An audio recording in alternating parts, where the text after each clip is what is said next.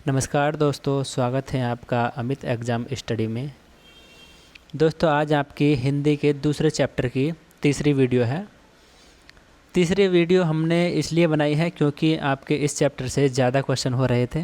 अगर हम एक साथ उन्हें लेते तो वीडियो काफ़ी लंबा हो जाता, इसलिए हमने सोचा कि इसकी 3 वीडियो बनाई जाएँ, क्योंकि हिंदी वर्णमाला से ही आपकी लगभग 160 नहीं 161 क्वेश्चन हैं।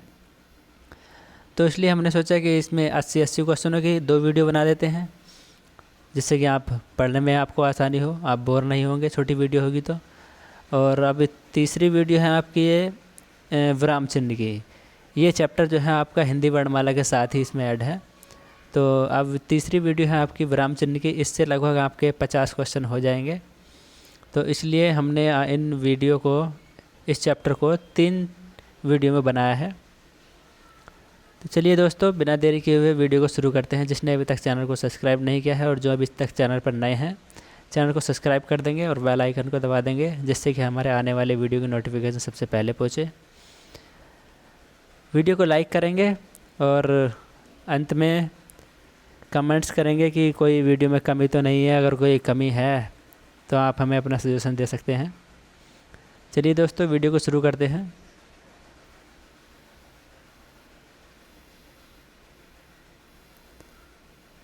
आपका पहला क्वेश्चन है,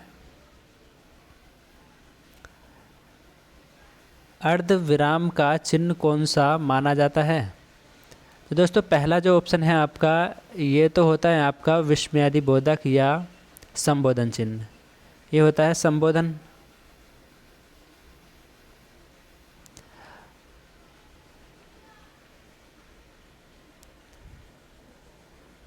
और दोस्तों, ये होता है आपका दूसरा अर्धविराम।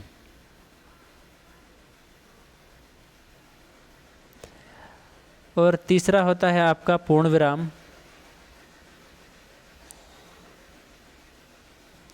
और ये चौथा होता है आपका अल्प विराम।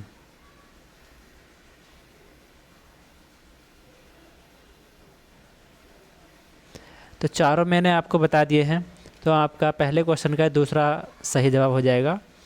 नेक्स्ट है, दूसरा क्वेश्चन है, विराम चिन्ह के प्रयोग की दृष्टि से निम्नलिखित में से कौन सा वाक्य सही नहीं है? ऑप्शन ए है, वह दूर से बहुत दूर से। ये आपके इसमें चिन्ह लगे हुए हैं, तो ये बताना है कि ठीक लगे हुए हैं या नहीं। आ रहा है। और बी ऑप्शन है, सुनो सुनो वह गा रही है। तीसरा है कि नहीं नहीं ऐसा कभी नहीं हो सकता। और डी ऑप्शन है आपका, क्रोध चाहे जैसा भी हो मनुष्य को दुर्बल बनाता है। तो आपको यह बताना है कि विराम चिन्ह के प्रयोग की दृष्टि से निम्नलिखित में से कौन सा विकल्प सही नहीं है। किस विकल्प में, किस वाक्य में विराम चिन्ह का सही तरीके से प्रयोग नहीं हुआ है, आपको यह बताना है। तो दोस्तों, आपका पहला को ही इसका जवाब सही हो जाएगा।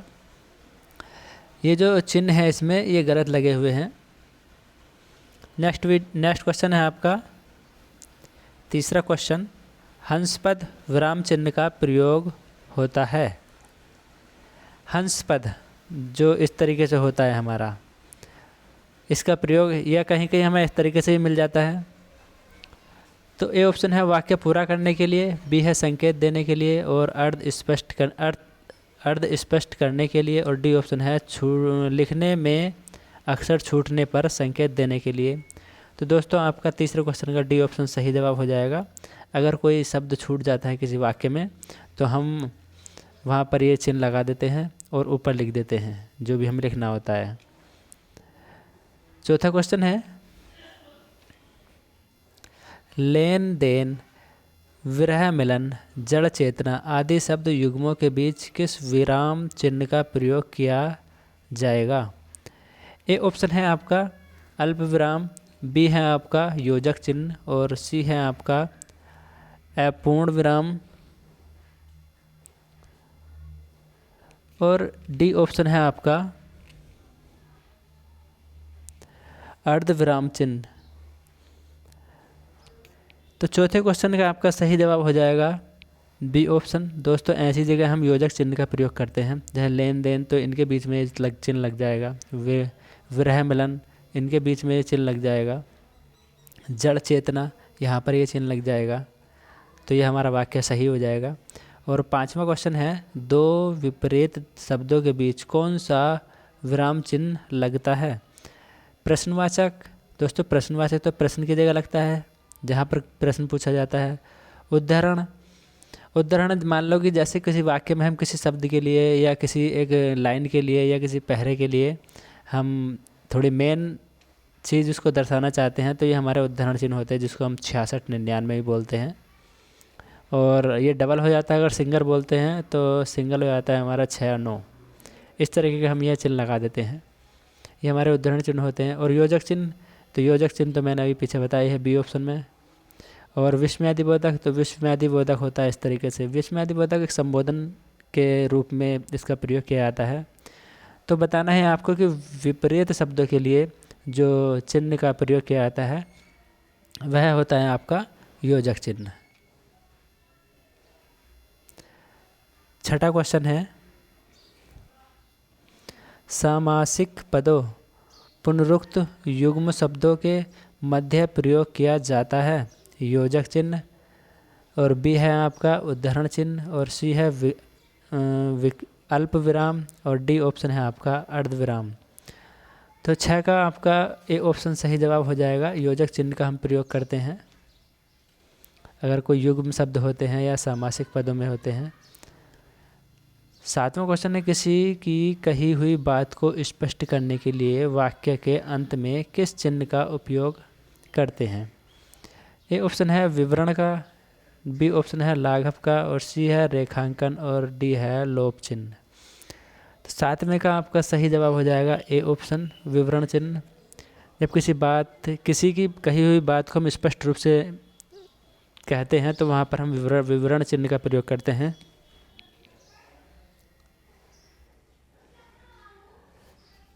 और दोस्तों, आपका जो विवरण चिन्ह होता है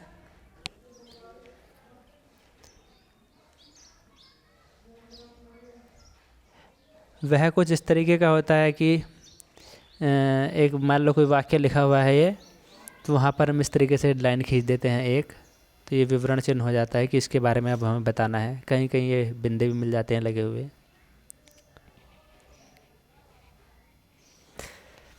तो सही जो होता है, वैसे मान लो कि हमने लाइन लिख दी है, अब जो विवरण चिन्ह होता है तो यहाँ पर ये बिंदे लगे हुए होते हैं, ये हमारा विवरण चिन्ह होता है। तो ए ऑप्शन 7 का ए ऑप्शन आपका सही जवाब हो जाएगा। 8वां क्वेश्चन है, किसी अक्षर या शब्द पर विशेष बल देने के लिए किस चिन्ह का प्रयोग किया जाता है? ऑप्शन ए है विस्मरण, ऑप्शन बी है विवरण चिन्ह, और ऑप्शन सी है इकहरा उद्धरण, और ऑप्शन डी है दोहरा उद्धरण। 8 का आपका सी ऑप्शन सही जवाब हो जाएगा।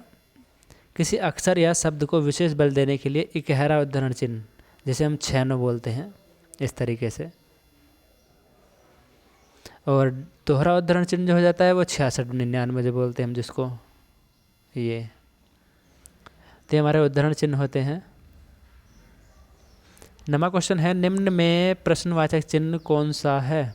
तो दोस्तों, ये तो हमारा अल्प विराम है। पहला ऑप्शन तो हमारा अल्प विराम है।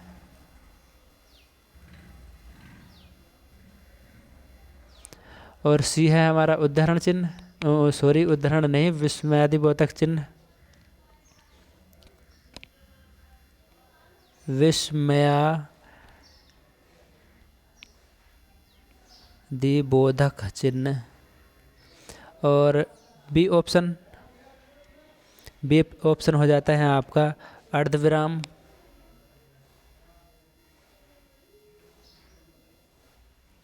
और सी है आपका प्रश्नवाचक। तो क्वेश्चन में पूछा है कि प्रश्नवाचक चिन्ह कौन सा है, तो आपका डी ऑप्शन सही जवाब हो जाएगा। और नेक्स्ट है 10वां क्वेश्चन,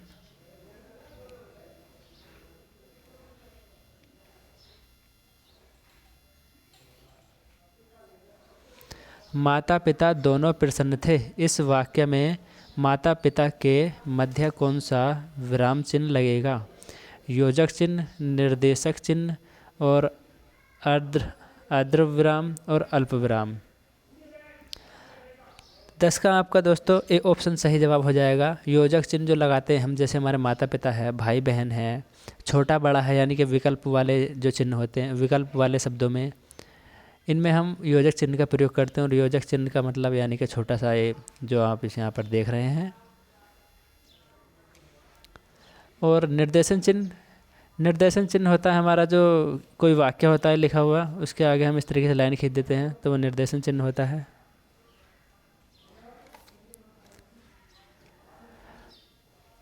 और अल्पविराम, अल्पविराम होता है आपका इस तरीके से कोमा लगा हुआ, ये अल्पविराम होता है। नेक्स्ट है 11वां क्वेश्चन। उसने मुझसे कहा, मैंने आज एक मशीन खरीदी है। उक्त वार्तालाप में किस विराम चिन्ह की कमी या त्रुटि है? उसने मुझसे कहा, मैंने आज एक मशीन खरीदी है। उक्त वार्तालाप में किस विराम चिन्ह की कमी या त्रुटि है? तो ऑप्शन ए है कि आपका अल्पविराम की कमी है, या ऑप्शन बी है आपका इकहरा उद्धरण की कमी है, ऑप्शन सी है कि दोहरा उद्धरण की कमी है, और तीसरा है आपका निर्देशन चिन्ह की कमी है। तो 11 का आपका ए ऑप्शन सही जवाब हो जाएगा। यहाँ पर अल्प विराम की कमी है। 12वां क्वेश्चन है, मुझे बाहर जाना है, रेखांकित चित्र को पहचानिए, चिन्ह को पहचानिए। मुझे बाहर जाना है, रेखांकन चिन्ह जो लगा हुआ है हमारा, यानी कि ये वाला, इसको हमें बताना है कि ये क्या है। दोस्तों अल्प विराम दे रखा है यहाँ पर ए ऑप्शन में, तो अल्प विराम जो होता है हमारा इस तरीके से होता है, कोमा। और पूर्ण विराम, पूर्ण विराम हमारा डंडा होता है, और प्रश्नवाचक चिन्ह होता है इस तरीके से, और लाघव चिन्ह होता है हमारा, एक जीरो बना देते हैं हम, छोटा सा शून्य, ये होता है हमारा लाघव चिन्ह। तो 12वें क्वेश्चन का सही जवाब आपका बी ऑप्शन सही जवाब हो जाएगा, पूर्ण विराम। 13वां क्वेश्चन है, किस पद, उपवाक्य आदि की विशेषता दिखाने के लिए शब्द के नीचे एक रेखा खींचते हैं, उसे कहते हैं? कोष्टक चिन्ह, तिर्यक रेखा, आधोरेखा, प्रश्नवाचक चिन्ह। दोस्तों 13वें क्वेश्चन का सही जवाब है आपका सी ऑप्शन, आधोरेखा। आधो मतलब नीचे और रेखा मतलब एक रेखा। तो हम जैसे मैंने ये रेखा ये नीचे खींच दी है, तो ये आधोरेखा हो गई। और कोष्टक चिन्ह होता है हमारा, ये किसी कोष्टक में बंद कर देते हैं किसी वर्ड को हम, तो कोष्टक चिन्ह हो जाता है। और तिर्यक रेखा तो हमारी तिरछी रेखा हो जाएगी, और प्रश्नवाचक हो जाएगा हमारा ये। 14वां क्वेश्चन है, संज्ञा की द्विरिक्ति हो तो उनके बीच कौन सा चिन्ह रहता है? संज्ञा की द्विरिक्ति हो तो कोष्टक चिन्ह, बी है आपका निर्देशक, और सी है आपका अवतरण, और डी है आपका योजक। तो 14वें क्वेश्चन का आपका डी ऑप्शन सही जवाब हो जाएगा, योजक चिन्ह। 15वां क्वेश्चन है, निम्नलिखित में से निर्देशक चिन्ह कौन सा है? निर्देशक चिन्ह के बारे में बताना है। तो दोस्तों पहला जो क्वेश्चन है ये हमारा होता है निर्देशक का, आपका ए ऑप्शन यहीं पर सही हो जाएगा, ये होता है निर्देशक का।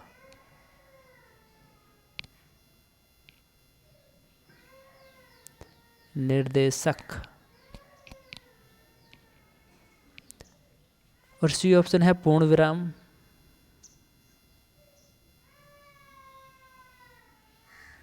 और बी है आपका प्रश्नवाचक,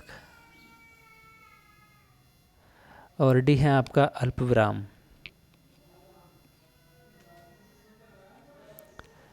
सोलहवां क्वेश्चन है, अल्पविराम का चिन्ह है। तो सी ए ऑप्शन जो है आपका ये होता है हमारा अर्धविराम।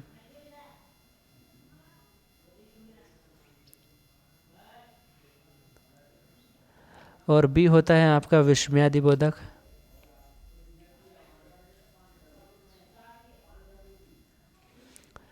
और सी होता है हमारा अल्प विराम।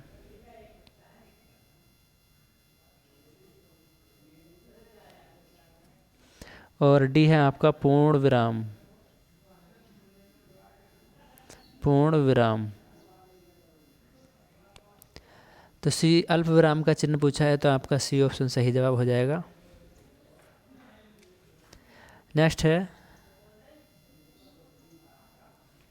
17वां क्वेश्चन, निम्नलिखित चिन्हों में से पूर्ण विराम को पहचानिए। तो आपका ये होता है अर्धविराम,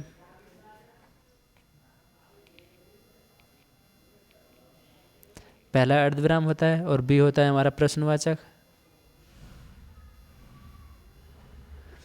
और सी है आपका पूर्ण विराम, और डी है आपका योजक चिन्ह। 17वां क्वेश्चन है चिन्हों में से पूर्ण विराम को पहचानिए। तो आपका सी ऑप्शन सही जवाब हो जाएगा, पूर्ण विराम।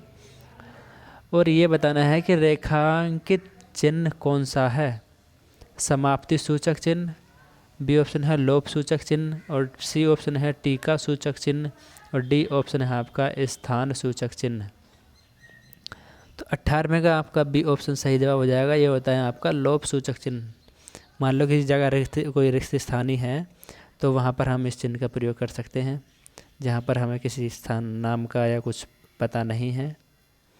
19वां क्वेश्चन है, दो समानार्थी शब्दों की पुनरुक्ति के बीच में किस विराम चिन्ह का प्रयोग होता है।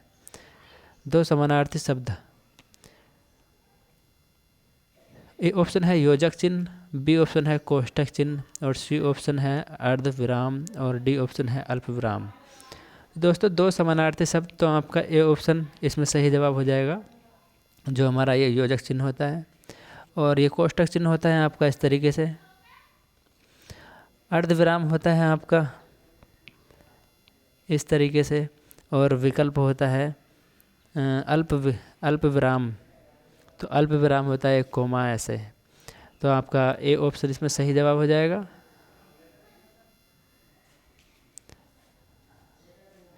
बीसवां क्वेश्चन है, निम्नलिखित में से विराम चिन्ह का प्रकार नहीं है।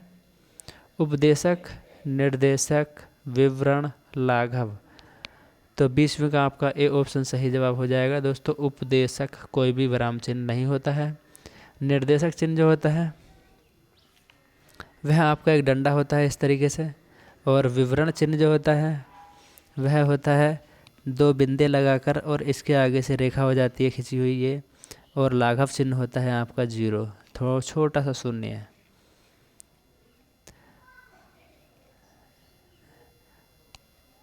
और आपका नेक्स्ट है 21वां क्वेश्चन,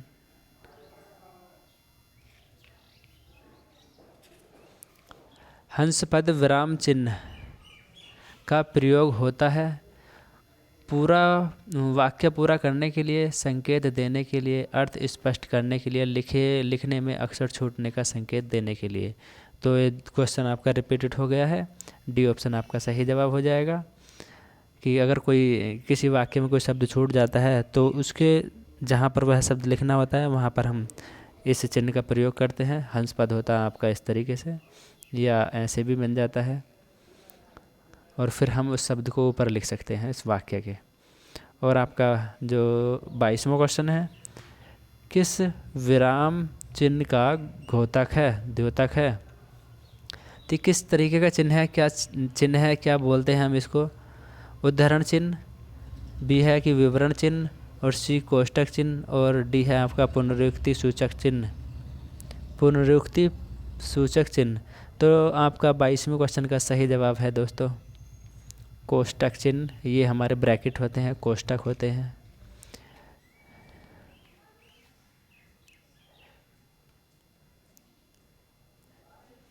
क्योंकि उदाहरण चिन्ह जो होता है हमारा वो सिंगल उदाहरण चिन्ह होता है हमारा 6, 9, और डबल उदाहरण चिन्ह होता है हमारा 66, 99। ये हो जाता है ये वाला। और विवरण चिन्ह हो जाता है हमारा एक ये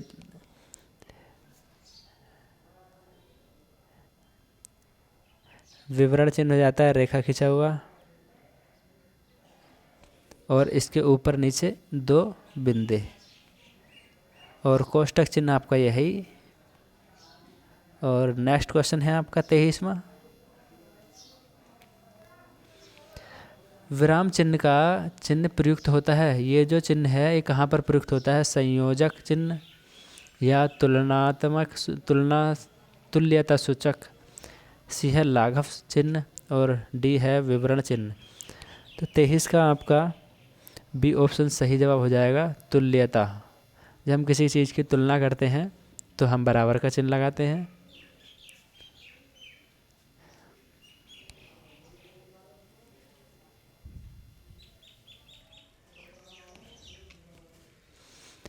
चौबीसवां है महत्वपूर्ण कथन को उद्धृत करने में किन विराम चिन्हों का प्रयोग किया जाता है? दोहरा उद्धरण, एकल उद्धरण, प्रश्न चिन्ह और योजक चिन्ह। तो 24 का आपका सही जवाब है ए ऑप्शन। वहाँ पर हम दोहरा उद्धरण लगाते हैं इस तरीके से,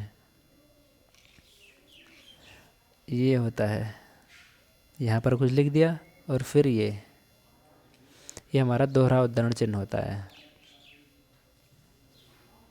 25वां क्वेश्चन है, पढ़ने में ठहरने के लिए जिन चिन्हों का प्रयोग किया जाता है उन्हें कहते हैं उपसर्ग, प्रत्यय, संधि, विराम चिन्ह। तो 25वां आपका डी ऑप्शन सही जवाब हो जाएगा, विराम चिन्ह।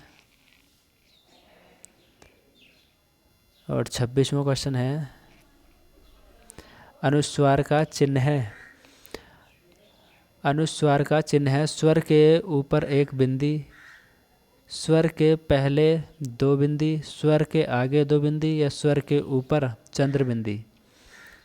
तो 26 का आपका ए ऑप्शन सही जवाब है, स्वर के ऊपर एक बिंदी अनुस्वार का चिन्ह होता है।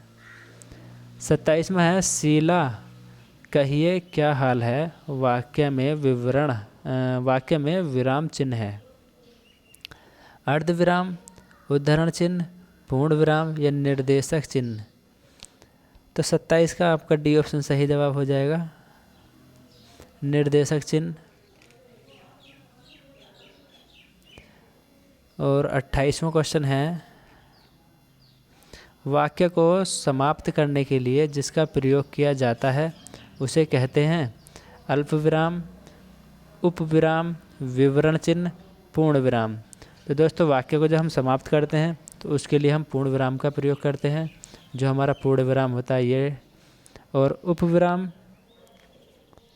उपविराम होता है आपके 2 बिंदे। अल्पविराम होता है आपका कोमा ये। और विवरण, तो विवरण हो जाता है आपका एक डंडा खींचकर उसके साइड में ये 2 बिंदे ऊपर नीचे, ये होते हैं आपके चिन्ह। 29वां क्वेश्चन है, जहां वाक्य की गति अंतिम रूप ले, विचार के तार टूट जाएं, वहां किस चिन्ह का प्रयोग किया जाता है? योजक चिन्ह का, कोष्टक चिन्ह का, अल्पविराम का या पूर्ण विराम का। तो 29 का डी ऑप्शन सही जवाब होगा आपका, पूर्ण विराम का प्रयोग करते हैं, जो हमारा ये लगा हुआ है, जो हमने अभी 28वें क्वेश्चन का डी ऑप्शन यही है। और कोष्टक चिन्ह होता है आपका इस तरीके से। और योजक चिन्ह तो आप जानते हैं, छोटा सा डंडा इस तरीके से सीधी पड़ी रेखा। और अल्पविराम, तो अल्पविराम हो जाता है आपका ये कोमा। 30वां क्वेश्चन है, मनोविकार सूचक शब्दों, वाक्यांशों तथा वाक्यों के अंत में किस चिन्ह का प्रयोग किया जाता है? मनोविकार सूचक शब्दों के वाक्यांशों तथा वाक्यों के अंत में। ए ऑप्शन है प्रश्नवाचक और बी है आपका अर्धविराम, सी है विस्मयादिबोधक और डी है आपका अल्पविराम। 30 का आपका सी ऑप्शन सही जवाब हो जाएगा, विस्मयादिबोधक चिन्ह का हम प्रयोग करते हैं, एक डंडा खींच के नीचे बिंदा लगा देते हैं। और प्रश्नवाचक होता है ये। और अर्धविराम होता है आपका एक बिंदा और नीचे कोमा। और अल्पविराम होता है आपका एक कोमा छोटा सा। 31वां क्वेश्चन है, प्रश्नवाचक चिन्ह का प्रयोग किस वाक्य में होता है? मोहन ने पूछा राम की आय कितनी है। और आपका नेक्स्ट ऑप्शन है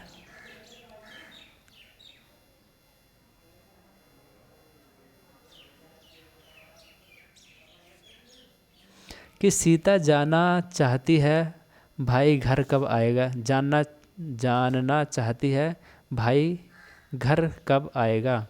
सी ऑप्शन है आपका मोहन बाजार गया था। और डी ऑप्शन है मोहन को बाजार क्यों जाना था। तो इस क्वेश्चन के पीछे हम प्रश्नवाचक चिन्ह का प्रयोग कर देंगे इस तरीके से। डी ऑप्शन आपका सही जवाब हो जाएगा। और 32वां क्वेश्चन है निम्नलिखित कौन सा विकल्प विराम भेद और उसके चिन्ह को सुमेलित नहीं करता। तो बताना है कि यह पूर्ण विराम है, और बी है कि यह अल्प विराम है, और सी है कि योजक चिन्ह है, और डी है उद्धरण चिन्ह है। तो दोस्तों योजक चिन्ह जो होता है हमारा इस तरीके से होता है, और ये जो यहाँ पर बना हुआ है यह है लाघव चिन्ह। तो आपका सी ऑप्शन सही जवाब हो जाएगा। 33वां क्वेश्चन है विराम आदि चिन्हों की दृष्टि से कौन सा वाक्य शुद्ध है। पिता ने पुत्र से कहा देर हो रही है कब आओगे। पिता ने पुत्र से कहा देर हो रही है कब आओगे। पिता ने पुत्र से कहा देर हो रही है कब आओगे। और पिता ने पुत्र से कहा देर हो रही है कब आओगे। तो कौन सा शुद्ध है आपको बताना है। तो 33 का आपका ए ऑप्शन सही जवाब हो जाएगा। 33 के पहले ऑप्शन में आपके जो चिन्हों का प्रयोग किया गया है सही किया गया है। 34वां क्वेश्चन है जहां पूर्ण विराम की अपेक्षा कम और अल्प विराम से अधिक रुकना अपेक्षित हो वहां चिन्ह प्रयोग किया जाता है। संक्षेप, कोष्टक, अर्धविराम, विस्मयादिबोधक।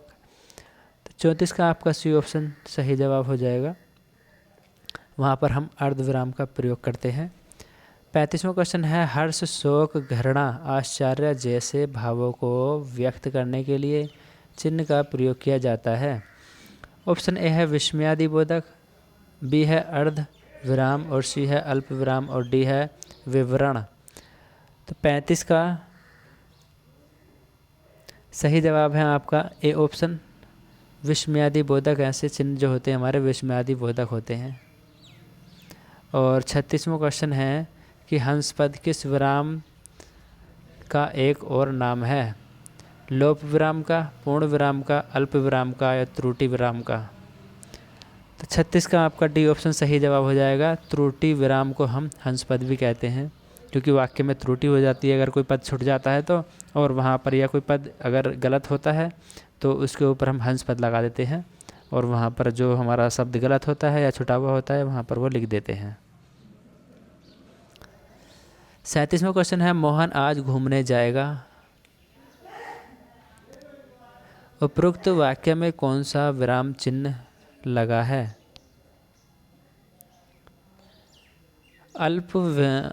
अर्ध विराम, और बी है आपका अल्प विराम, और सी है प्रश्नवाचक चिन्ह, और डी है पूर्ण विराम।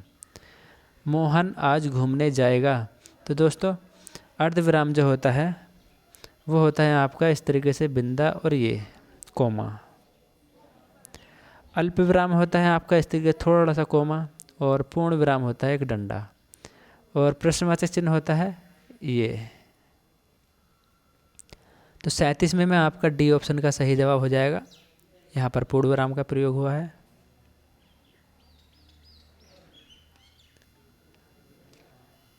अड़तीसवां क्वेश्चन है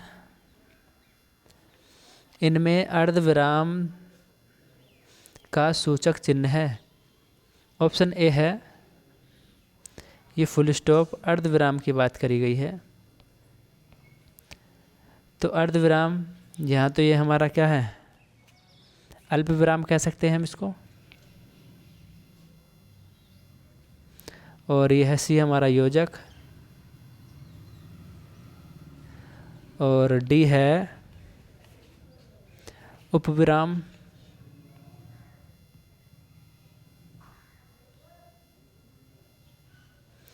और बी है आपका अर्धविराम।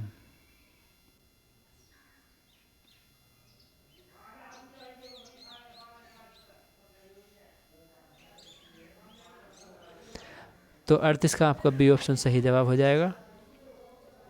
39वां है, किस वाक्य में विराम चिन्ह संबंधित विसंगति है? सूर्यकांत त्रिपाठी निराला, सूर्यकांत त्रिपाठी और निराला को इन्होंने उद्धरण चिन्ह में बंद किया है। छायावाद के प्रमुख कवि थे। वाह, अपने आप ने तो कमाल कर दिया। आप कानपुर से कब आए? और यहाँ पर प्रश्नवाचक चिन्ह है। और राम, यहाँ पर एक कोमा है ये, यानी कि अल्पविराम। और श्याम और विजय दिल्ली गए हैं। तो 39 का आपका ए ऑप्शन सही जवाब हो जाएगा।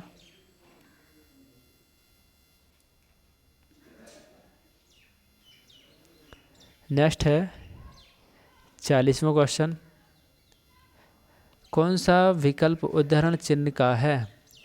पद्मश्री, श्रीमती, श्यामा चोना, इसमें हमारा एकल उद्धरण चिन्ह लगे हुए हैं। और बी ऑप्शन है, माँ ने कहा बेटा सदा उन्नति करो, यहाँ पर कोई चिन्ह ही नहीं दिया इस वाक्य में। और सी ऑप्शन है, वाह कितना मज़ा आ रहा है। और तुम्हारी परीक्षा कब शुरू है, कब से शुरू है? तो 40 का आपका ए ऑप्शन सही जवाब हो जाएगा। उद्धरण चिन्ह का किस विकल्प में, कौन सा विकल्प जो है उद्धरण चिन्ह का है?